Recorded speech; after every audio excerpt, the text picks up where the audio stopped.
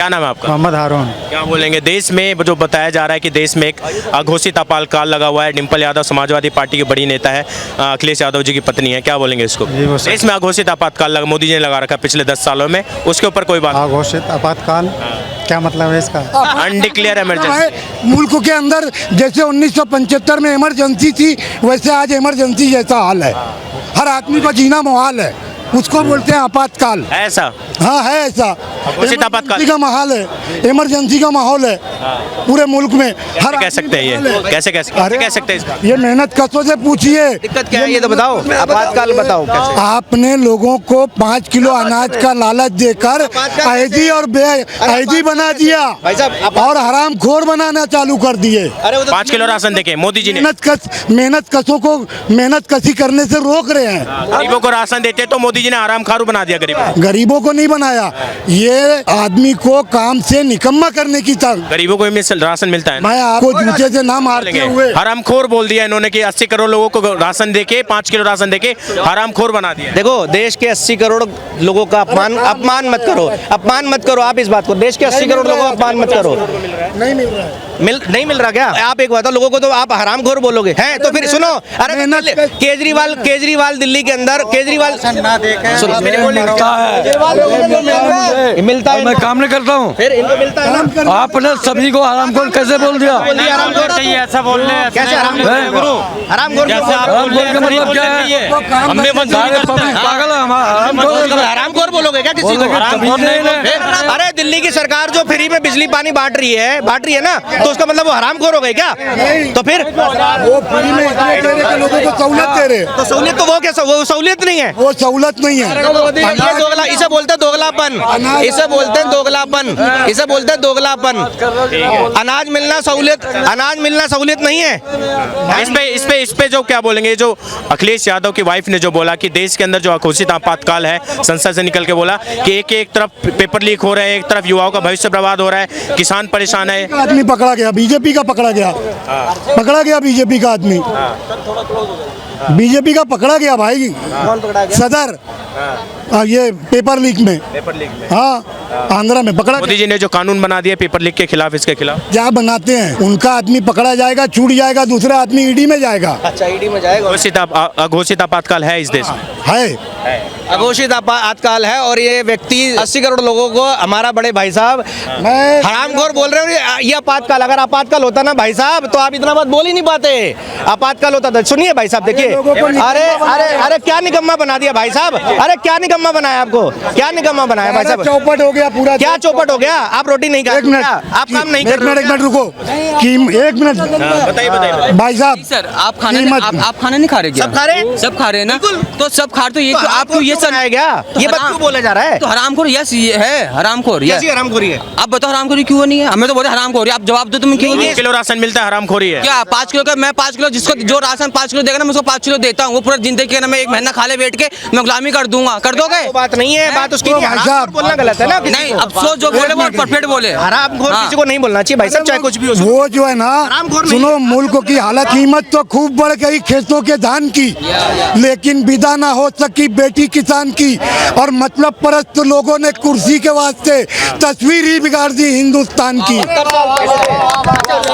हम 2014 में इनकी शायरी पे हम 2014 में पैदा हुए, क्या बोलेंगे? उसके पहले कुछ नहीं था। देखो ऐसा है, एक गाना है, मैं तेरे प्यार में क्या क्या ना बना मीना, कभी को ना कुत्ता और कभी कमीना। ठीक है ना? इनकी जो वो गुलामी वाली जो मानसिकता है ना, वो भी बदली नहीं है। दरअसल जो है ना, अब वो एक बने इन्हीं के शेर पे शेर आ जाता है। इन्होंने शायर में उत्तर दिया, हम बताते हैं, अब आपको उत्तर देते हैं गीत में। चले गए, थोड़ा सा नाराज हो।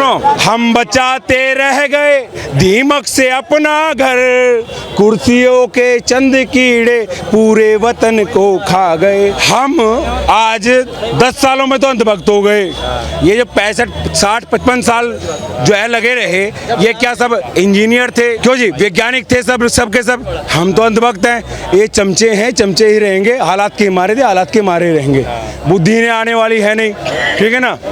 800 साल मुगलों की झेली, 250 साल अंग्रेजों की, और 60 साल 55 65 साल जो है इन्होंने कांग्रेस की गुलामी झेली। गुलामी के कीड़े इतने चढ़ गए हैं दिमाग में, अब वो निकल नहीं रहे। क्या नाम है आपका? अमन मिश्रा, कहाँ से है मिश्रा जी? यूपी से। यूपी से। क्या बोलेंगे? पूरा विपक्ष मांग कर रहा है कि वो जो सिंगोल लगाया था मोदी जी ने संसद के अंदर, उस सिंगोल को हटा के वहाँ संविधान लगाने की जरूरत है। सिंगोल जो है मोदी जी के घमंड को दिखा रहा है, राजतंत्र को दिखा रहा है। संविधान दिखाएगा और संविधान याद दिलाएगा कि मोदी जी को संविधान के अनुसार काम करना है। देखो भाई, संविधान भी जरूरी है, लेकिन हमारी गीता भागवत भी जरूरी है।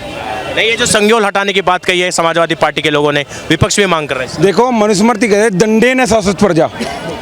प्रजा जो शाश्वत होती है, सत्य को प्राप्त होती है, दंड से प्राप्त होती है। दंड विधाएं कमजोर हो, दंड वो राजदंड है। अब इन्हें लग रहा है कि भैया गलत बोलेंगे तो बजनाना शुरू हो जाए, है ना।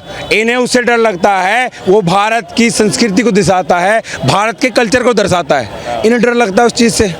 प्राचीन चीज़ें होती ना, वो कहीं ना कहीं उनका कुछ ना कुछ जो जुड़ाव होता है ना। ये जो बता रहे सिंगोल मोदी जी के घमंड का प्रतीक है, उसको हटाने की जरूरत है। और ये जो इन्होंने 84 को योजना पे रोक लगा दी थी, ये जो कावड़ पे रोक लगा दी थी, ये कौन सा गवर्नमेंट था? अरे कार सेवकों पे गोली चला दी, और जो गोली से नहीं मरे उनको बालू रेत की बोरियों में बांध करके इन्हें सतलुज में फेंकवा दिया। वो किस चीज़ का प्रतीक है? अरे तुमने टोटियाँ तोड़ ली, मुख्यमंत्री के आवाज से टोटियाँ तोड़ ली, वो किस चीज़ का प्रतीक है? बताओ ना हमें। अरे तुमने जातिवाद फैलाया, वो किस चीज़ का प्रतीक है? और तुमने, वो कहते हैं ना, 1 लाख को पेटी कहते हैं, करोड़ को खोखा, और आने वाले समय 85 जो कहेंगे किसी के पास होगा ना, बोले भाई साहब खटाखट दे दियो, खटाखट। वो किस चीज़ का प्रतीक था? तुमने घर घर फार्म भर के भेजे, हमारा प्रत्याशी जीतेगा, पढ़ लेना मुझे, हमारी यदि प्रत्याशी जीतेगा तो सबके घर 85 रुपये जाएंगे, खटाखट भिजवा दो। वो किस चीज़ का प्रतीक है? बताओ ना मैं। और तुम्हें एक पक्षीय रहने का जो खिताब प्राप्त है, वो किस चीज़ का प्रतीक है? तोड़ दो ना उसे। तुमने कहा सेकुलर है, तुमने एक समुदाय विशेष के लिए काम किया, बाप की खुद की ना मानी, वो चच्चा रामपुर वाले उनकी मानते रहे, आजम खान। हाँ, और इनके चच्चा थे वो एक और अतीक अहमद, ठीक है ना, इनके चच्चा थे एक और वो अंसारी, उनके जूते के नीचे रहे। इन्होंने काम क्या किया? उनको उसको क्या कहोगे? क्या नाम है आपका भैया?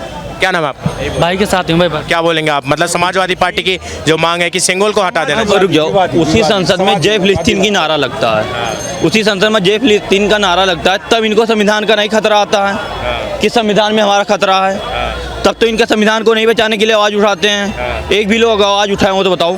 उसी संसद में जय श्री राम का नारा लगता है, ये तुरंत उठाते हैं। जो संविधान भी ये कहता है कि राम को हम मानते हैं, बाबा साहेब अम्बेडकर के अंदर लोकतंत्र है, संविधान से देश चल रहा है, तो संविधान की प्रति संविधान की कॉपी रखी होनी चाहिए संसद के अंदर। ये सिंगोल लगा के मोदी जी के घमंड को क्यों दिखाना है वहाँ पर? भैया संविधान है अपनी जगह पे, संविधान हम मानते हैं कि है संविधान बड़ा, लेकिन उससे भी बड़ा कुछ और हमारी संस्कृति भी है, हमारे कल्चर हैं, इन्हें हम भूल जाएं। अब ये तो अजब बात करते हैं कि हम भूल जाएं, ये तो बना रहे विदेश में, अब जैसे अपनी संस्कृति भूल गए। तंत्र का प्रतीक है वो सिंगोल। अरे भैया वो कहने दो, उनके कहने से क्या होता है? उनके कहने से कुछ भी वो कहते रहते हैं। कह देंगे कि राम जी के मंदिर से राम जी की प्रतिमा भी हटा दो, वो भी राम राज का प्रतीक है। कृष्ण जी की भी हटा दो, विश्वनाथ से, काशी से चाहे उनकी काशी विश्वनाथ की प्रतिमा हटा दो, उसे भी, वो भी राजतंत्र, वो भी राजा रहे आदि सृष्टि के, भगवान शिव आदि सृष्टि के राजा रहे हैं, भगवान कृष्ण जो है वो भी राजा रहे हैं, है ना, उसको भी हटा दो। ये तो आने वाले समय में कहेंगे इन सनातनियों को हटा दो, ये भी राजतंत्र का प्रतीक है ना। किसी और अगर संविधान पढ़ लिया होता ना, फिर ऐसी बातें नहीं करते। अज्ञानता की बातें वही करता है जिसे ज्ञान नहीं होता, जिसे वो अज्ञान वही करेगा समाधान, ज्ञान है नहीं। क्या नाम है आपका? नाम तो बताएं। नीरज भाई। नीरज। क्या करते हैं? जॉब करते हैं।